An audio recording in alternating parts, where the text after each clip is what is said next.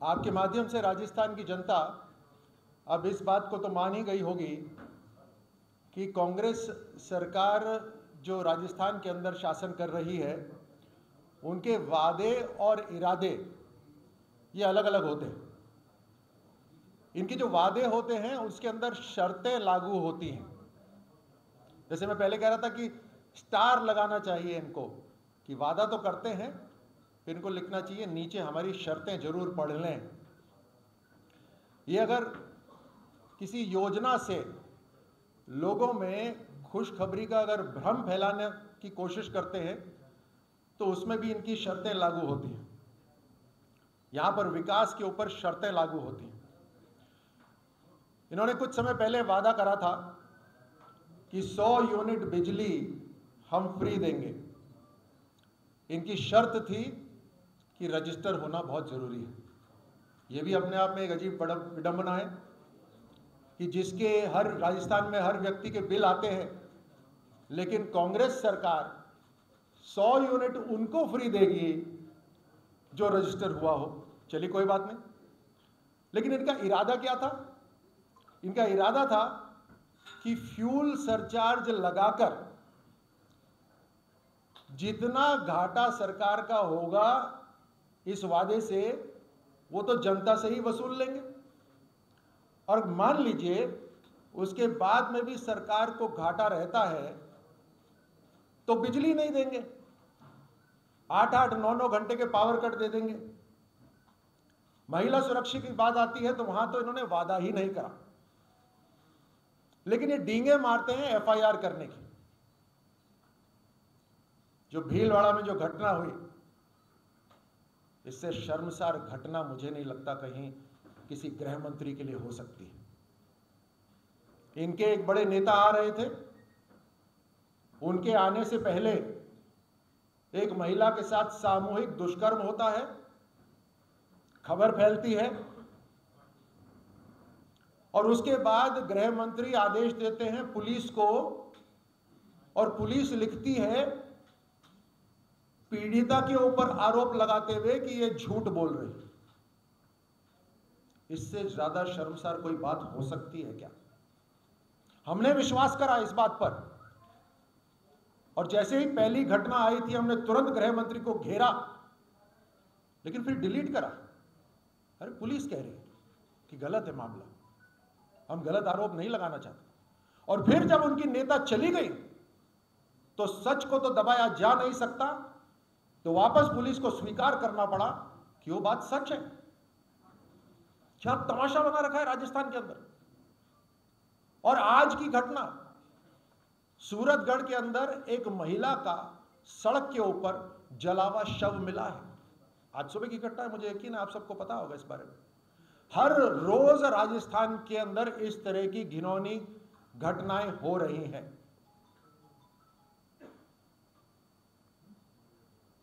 ये वादा करते हैं कि हम रिवर फ्रंट तैयार करेंगे, हम राजस्थान को सुंदर बनाएंगे,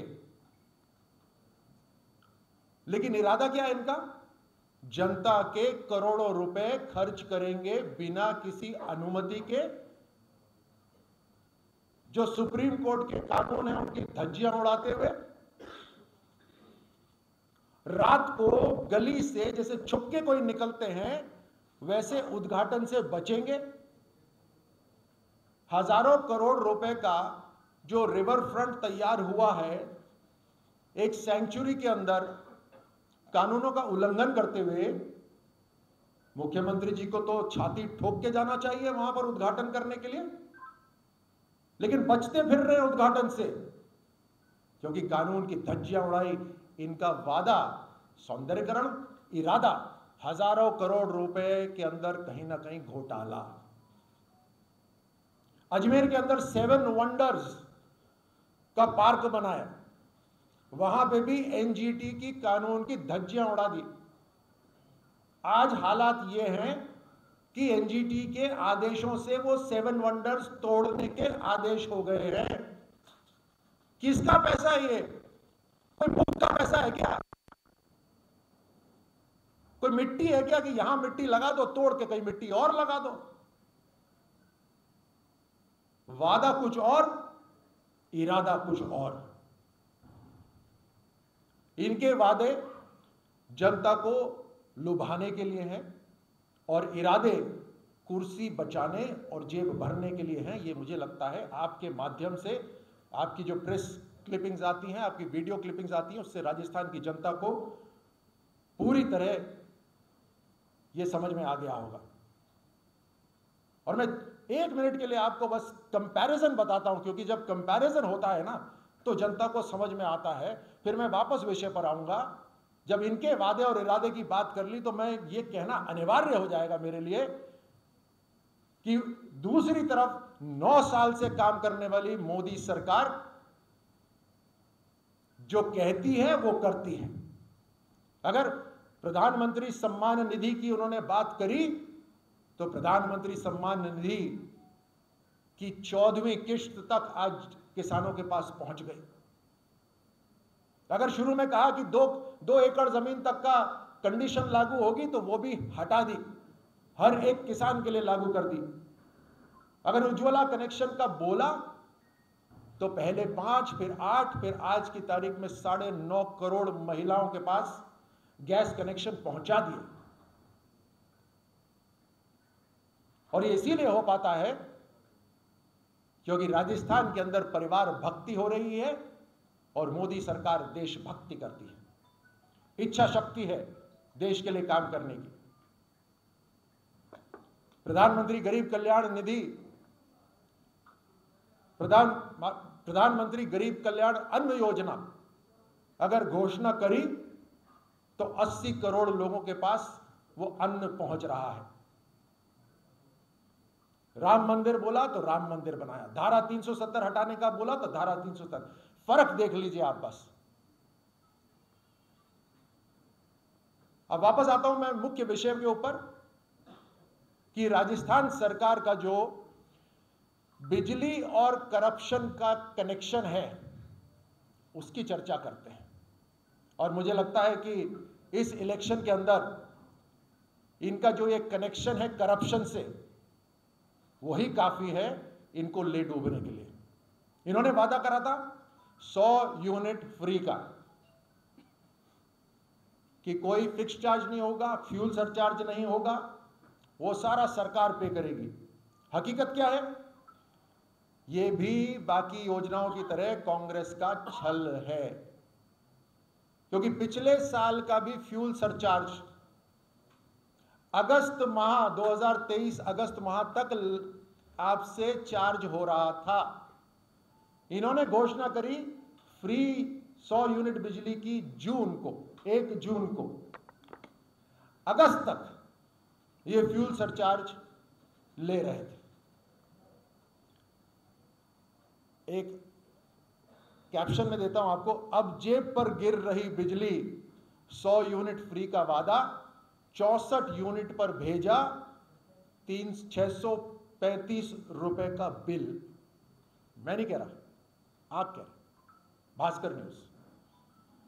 इन्होंने शहर के अंदर, सुनिए ध्यान से, शहरी क्षेत्र के अंदर 2021-22, 22-23 के अंदर सब्सिडी की जो घोषणा करी वो थी 83 करोड़ की, और फ्यूल सरचार्ज से इन्होंने जनता से, ग्राहकों से वापस ले लिए 37 करोड़ 22 लाख रुपए।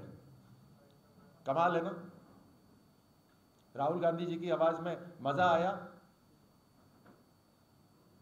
घोषणा करते हैं 80 करोड़ सब्सिडी देने की, 37 करोड़ 22 लाख रुपए सब्सिडी से वापस ले लेते हैं।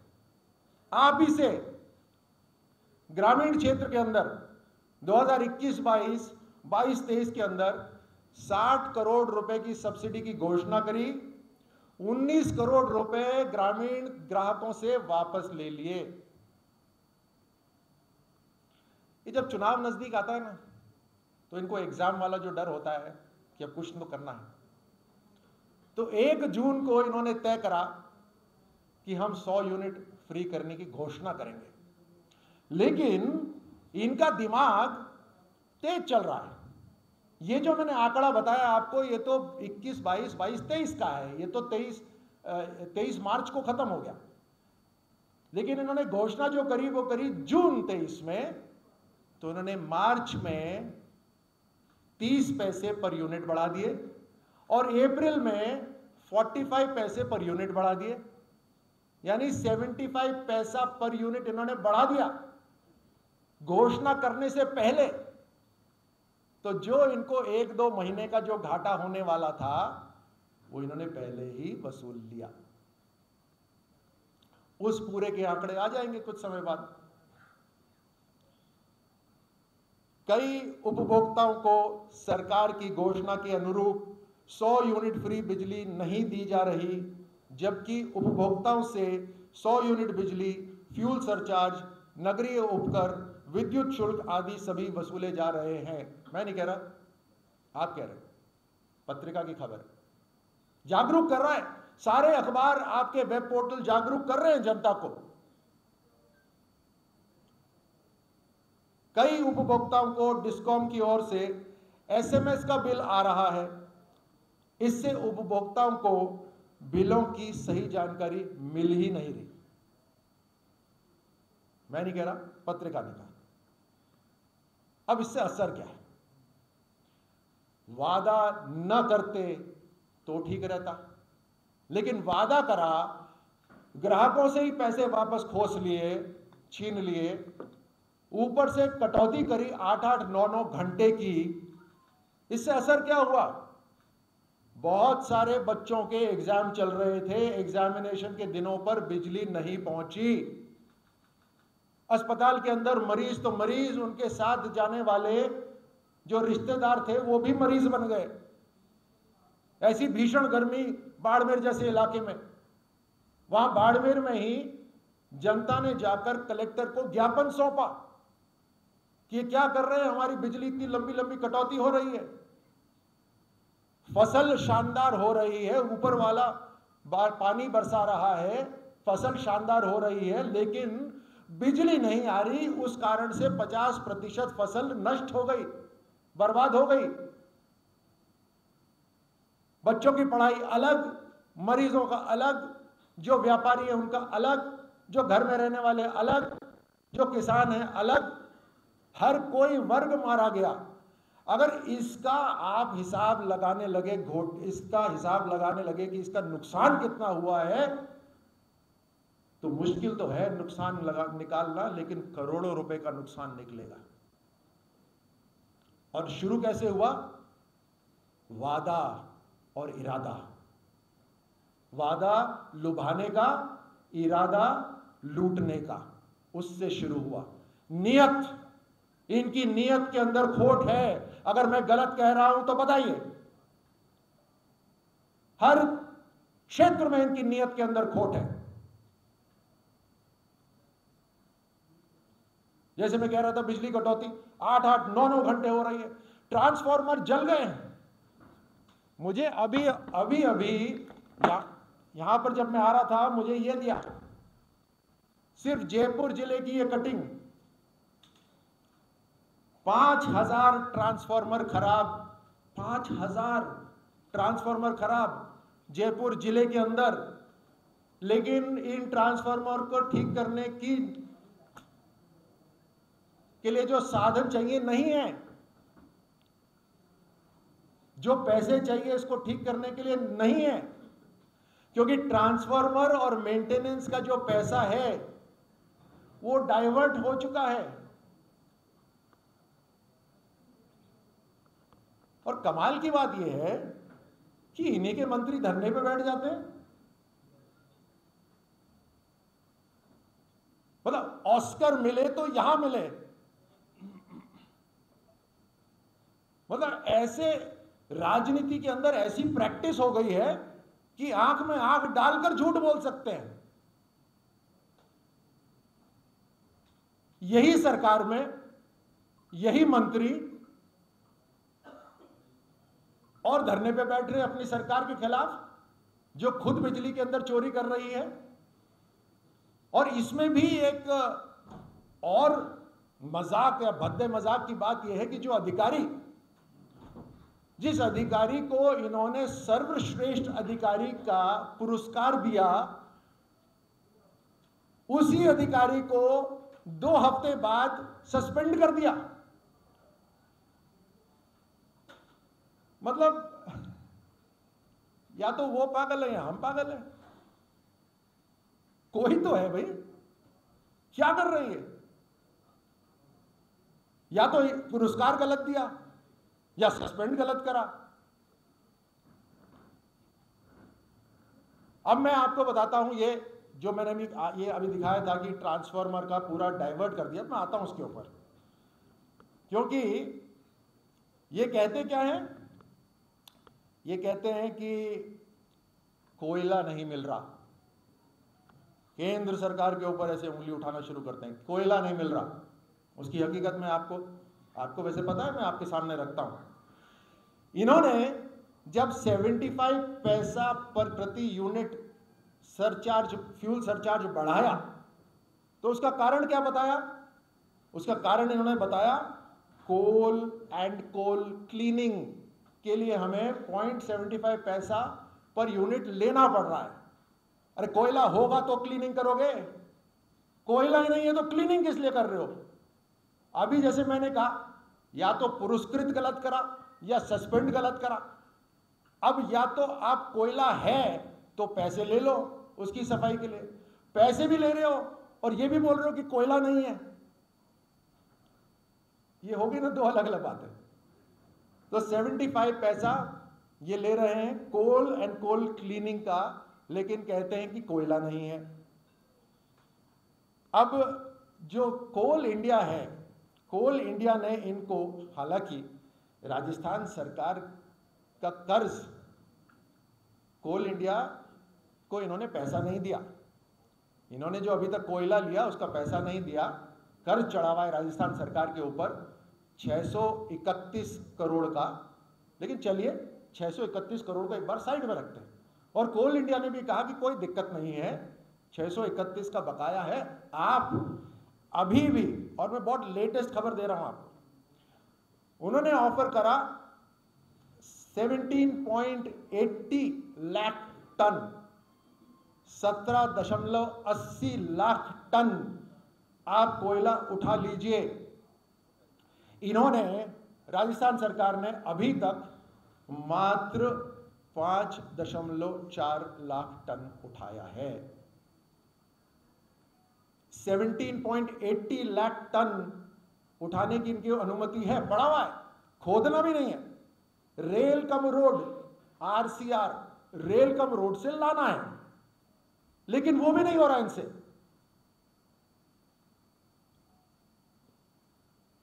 और ये है इंफॉर्मेशन 10 सितंबर 2023 की। केंद्र सरकार ने इनको फरवरी 2022 में राजस्थान को माइनिंग ऑपरेशन के लिए अनुमति दे दी थी, 2022 फरवरी में। लेकिन अभी तक इन्हीं के साथी कांग्रेस की सरकार जो छत्तीसगढ़ में है, उन्होंने वो 91 हेक्टेयर जो जमीन है वो इनको हैंडओवर नहीं करी। ये इनका आपसी तालमेल, ये बीजेपी को, केंद्र सरकार को उंगली उठा रहे। मैंने वो आंकड़े दे दिए आपके सामने। आज की तारीख में राजस्थान के 23 थर्मल प्लांटों में से 12 प्लांट बंद पड़े हैं। लेकिन वहां अगर आप पूछने जाएंगे तो ये नहीं कहेंगे कोयला बंद है, बोलेंगे मेंटेनेंस हो रही है, कोई टेक्निकल रीजन है। लेकिन जब मौका मिलेगा तो बोलेंगे कोयला नहीं है, लेकिन कोल क्लीनिंग का पैसा ले लेंगे जनता से। इनकी क्रेडिबिलिटी, इनकी राजस्थान सरकार की विश्वसनीयता इतनी घट गई है, इतनी कम हो गई है कि इनको कोई खुले बाजार में क्रेडिट पे बिजली भी नहीं दे रहा। इनको पैसे दो, बिजली लो। उस योजना के तहत आपको अचंभा होगा कि इनको 8 रुपए से 18 रुपए प्रति यूनिट खरीदनी पड़ रही है बिजली। कभी कभी 18 रुपए प्रति यूनिट, कभी कभी 22 रुपए प्रति यूनिट, और एवरेज आता है तकरीबन 8 से 12 रुपए प्रति यूनिट इनको खरीदनी पड़ रही है। अब मैं वापस आता हूं कि जो ट्रांसफार्मर का रिपेयर का पैसा है वो तो डाइवर्ट हो गया, वो तो चला गया इतनी महंगी बिजली खरीदने में। और महंगी बिजली इनको इसलिए खरीदनी पड़ रही है क्योंकि इनका मैनेजमेंट जीरो है। जब मुख्यमंत्री बनते हैं, जब आपको सरकार की जिम्मेदारी दी जाती है, तो राजनीति के अलावा प्रशासन भी होता है, एडमिनिस्ट्रेशन भी होता है जिसको संभालना पड़ता है, और उसके लिए आपको प्लानिंग करनी पड़ती है। आपके अधिकारी कहां पैसा खर्च कर रहे हैं वो देखना पड़ता है। क्या वो कहीं घोटाला तो नहीं हो रहा इसमें? प्राइवेट कंपनी, और उसमें अडानी भी शामिल है, उनसे ये बिजली खरीद रहे हैं बड़ी कीमतों पर। क्या वहां घोटाला हो रहा है? ये तो तहकीकात से ही पता चलेगा। लेकिन इतनी महंगी बिजली, खुद अपने प्लांट बंद करे हुए, अपने थर्मल प्लांट नहीं चला रहे, कोयला पड़ा हुआ है, कोयला नहीं उठा रहे, आप बाहर प्राइवेट कंपनी से बिजली खरीदना चाहते हो। क्या घोटाला हो रहा है? और किसका पैसा है ये? खुद की जेब से लग रहा है क्या? ये वही पैसा है जो यहां पर ट्रांसफार्मर के लिए लगना चाहिए था। ये वही पैसा है जो इन विद्युत कर्मचारियों की तनख्वाह में जाना चाहिए था, लेकिन इनको तनख्वाह समय से नहीं मिल रही। और ये वही पैसा है जो 2013 के अंदर जब बीजेपी सरकार आई थी, तो उससे पहले कांग्रेस सरकार 90,000 करोड़ का ऋण कर्जा छोड़ के गई थी इसी बिजली के ऊपर, जो प्रधानमंत्री मोदी जी ने उदय योजना से, उस समय पीयूष गोयल जी मंत्री थे, उदय योजना से पीयूष जी बार बार राजस्थान आए और उसको, उस 90,000 करोड़ के कर्जे को घटाते घटाते 2018 तक मात्र 5,000 करोड़ तक लेकर आ गए, और बिजली में कोई कटौती नहीं हुई उस कार्यकाल में। अब ये क्या छोड़कर जा रहे हैं राजस्थान के लिए? 1,30,000 करोड़ का कर्जा, 1,30,000 करोड़ का कर्जा फिर छोड़कर जा रहे हैं। कांग्रेस आती है, घोटाले करती है, लूट मचाती है, कर्जा चढ़ा देती है और चली जाती है। गलत बोल रहा हूं तो बताओ, यह हकीकत है इस कांग्रेस की। और ट्रांसमिशन सुधारने के लिए इन्होंने पिछले 4 साल में एक काम भी नहीं करा कि ट्रांसमिशन सुधर जाए।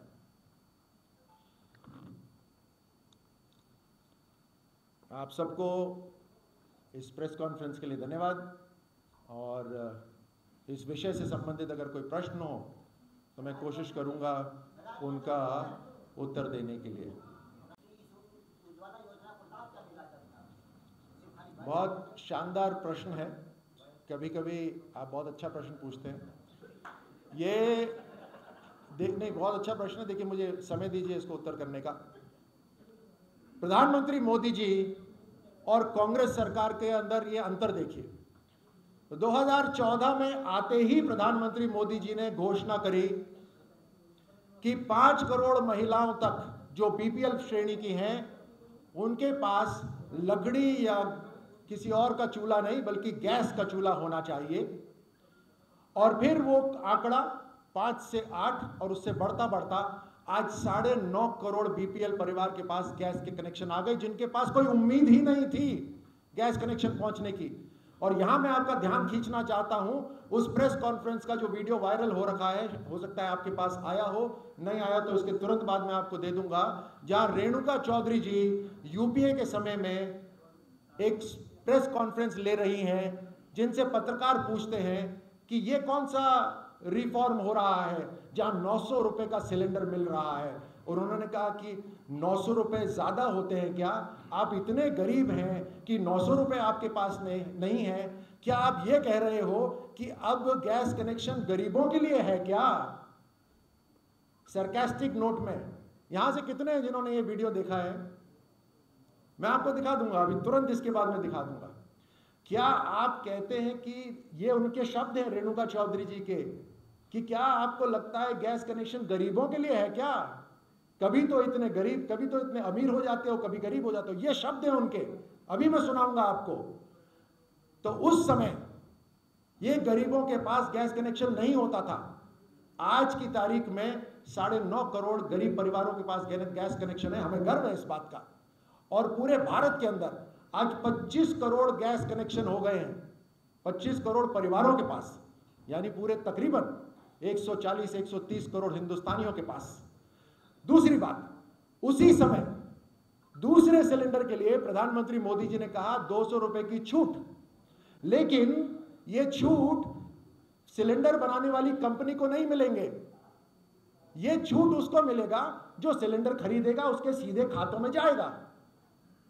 कारण यह था कि उससे पहले 2014 से पहले जब गैस सिलेंडर बनता था तो उस फैक्ट्री को सब्सिडी मिलती थी, यानी जो सिलेंडर फैक्ट्री से बाहर निकला उस सिलेंडर के ऊपर सब्सिडी ऑटोमेटिक।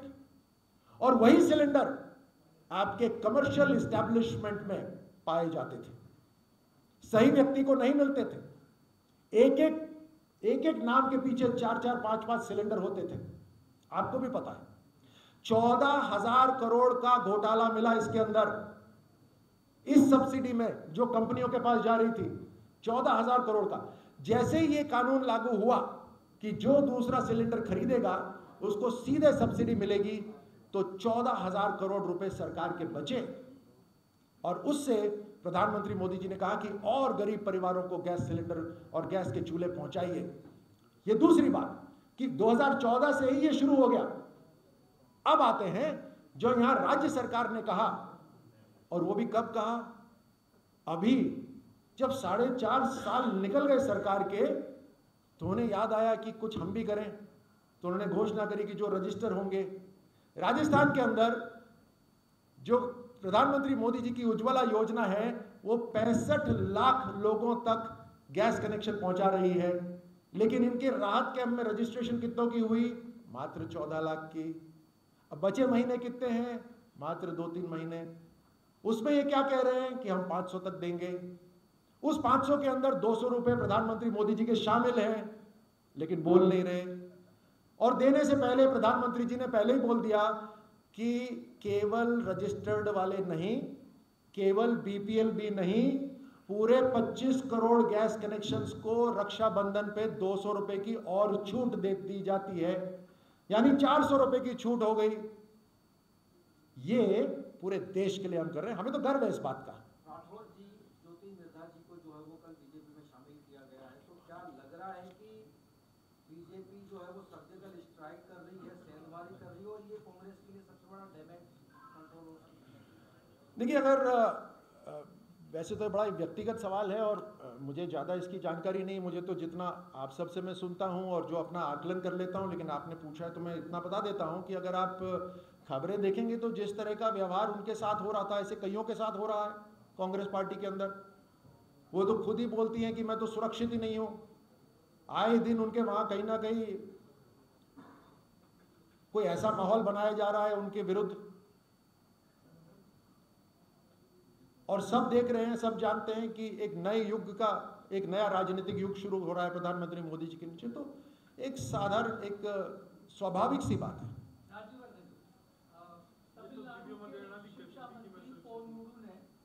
कर्नाटक के किसी मंत्री का प्रवक्ता हूँ, तमिलनाडु के किसी व्यक्ति का प्रवक्ता हूँ।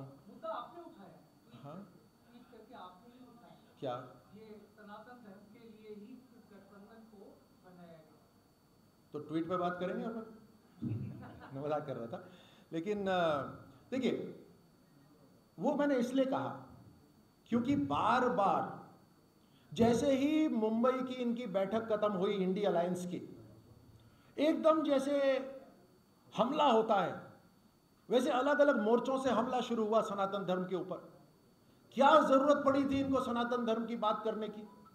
राजनीति कम है क्या बात करने की कि धर्म पर उतर आए? हम तो सीधे सीधे बोलते हैं कि सबका साथ होना चाहिए, सबका विकास होना चाहिए, सभी का विश्वास होना चाहिए, सभी का प्रयास होना चाहिए। और हम काम भी जो कर रहे हैं उसमें बिल्कुल खुलेआम हमने जो हमारे मुस्लिम भाई बहन हैं उनके लिए भी काम करा। 3 ट्रिपल तलाक जो बहुत बड़ी बात है, तो हम तो सभी के लिए काम कर रहे हैं। जितनी हमारी योजनाएं हैं वो सबके पास जा रही हैं, कोई रुकावट नहीं है। तो हम तो ऐसी बात करते नहीं, लेकिन क्योंकि मुंबई की रैली या मुंबई की सभा खत्म होते ही उन्होंने आक्रामक इस तरह से हो गए, तो लगा जैसे इंडिया अलायंस ने लक्ष्य ये बना लिया है। वो तो बहुत ही गलत लक्ष्य है। Sir, one nation one election की बात हो रही है, तो अगर आने वाले जो सितंबर सेशन में तो अगर लागू हो जाता है तो राजस्थान के चुनाव कैसे हो सकते हैं, कैसे होगा सर? ये तो थोड़ा काल्पनिक सवाल हो गया, क्योंकि इसके अंदर जो कमेटी है वो कमेटी अभी चर्चा कर रही होगी। जब अभी हम वहाँ पे जाएंगे थोड़ी और उसकी इतला जानकारी मिलेगी, और जानकारी तो सबसे पहले आप ही के पास आती है। हम तो सीधे सीधे आप ही से बात करने आते हैं, तो आप और हमें सबको जानकारी मिलेगी, बट अभी ऐसा कुछ नहीं है। ये भी बहुत अच्छा सवाल है। मुझे पता नहीं आपने सवाल सुना या नहीं सुना कि पूरी दुनिया के अंदर आज जय जयकार हो रही है देश की लीडरशिप की, देश की खान पान की चर्चा हो रही है, वेशभूषा की चर्चा हो रही है, यहाँ के इतिहास और परंपरा की चर्चा हो रही है। 1-2 शहर नहीं बल्कि 60 शहरों की चर्चा हो रही है। भारत की ब्रांड ज़बरदस्त बन गई है। भारतीय, चाहे वो व्यापारी हो, चाहे सर्विस वाला हो, चाहे नागरिक हो, टूरिस्ट हो, जब भी दुनिया के किसी कोने में जाएगा, भारतीय होते ही उसके लिए वहाँ लाल कारपेट बिछ जाएगा। ये तो हुआ ही, लेकिन इससे जो मिर्च लगती है कुछ लोगों को, और वो अब सवाल उठा रहे हैं कि इसका बजट, तो जो भी आंकड़े आपने दिए, मैं आपको कहना चाहता हूं कि आज ही, वैसे तो पीआईबी ने कह ही दिया कि ये आंकड़े बिल्कुल गलत हैं। जो खर्चा हुआ उसके अंदर परमानेंट इंफ्रास्ट्रक्चर बना है जो लगातार कई सालों तक आगे रहेगा, लेकिन इसके बावजूद भी मुझसे रहा नहीं जा रहा आज की खबर आप तक पहुंचाने में कि केंद्र सरकार के अंदर जितनी भी पुरानी फाइलें, पुरानी गाड़ियां, ये सब जो कचरा पड़ा हुआ था, वो कचरा 600 करोड़ में बिका है। तो यहां मोदी सरकार इस तरह से काम करती है कि पुराना कचरे को भी एक रेवेन्यू मॉडल के अंदर बदल दिया, और वो पैसा भी अब देश के काम आने वाला है। इच्छा शक्ति अगर सही होती है, ईमानदारी होती है, तो काम भी अच्छा होता है। बहुत बहुत धन्यवाद। एक मिनट,